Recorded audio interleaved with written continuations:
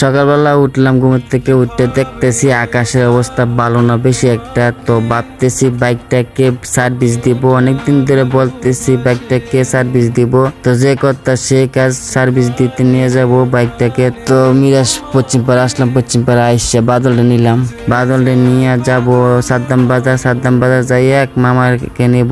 মামায় বলছে যে কুমিল্লা থেকে ফ্রি সার্ভিস দেওয়া হচ্ছে, ভালো হবে হোমনা থেকে সার্ভিস দিলে, হোমনা স্বপন মামার দোকান থেকে। আমি অনেক দিন ধরে বলতেছি যে কুমিল্লার থেকে ফ্রি সার্ভিস দিব, তো ফ্রি সার্ভিস দেওয়া হয় নাই, একটা ফ্রি সার্ভিস শুধু দেওয়া হয়েছে। তো মামায় আসলো, মামাকে নিয়ে যাব।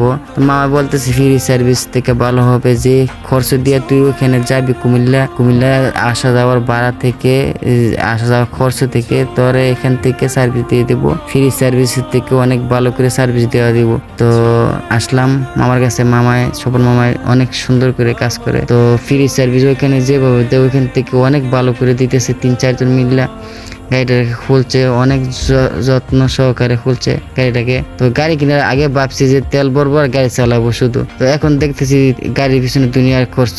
নতুন গাড়ির সার্ভিস দিতে হয়, মোবিল ফালাইতে হয়, মোবিল ফিল্টার ফালাইতে হয়, অনেক কাজ, অনেক টাকা খরচ হয় একটা গাড়ির পিছনে। তো গাড়ি চালানো এত সোজা কথা না, গাড়ি চালাইতে হলে অনেক খরচ আছে। তো গাড়ির কাজ শেষ, মামা রাইড দিবে, মামা চালাই দেখবে এখন গাড়ি ঠিক আছে কিনা।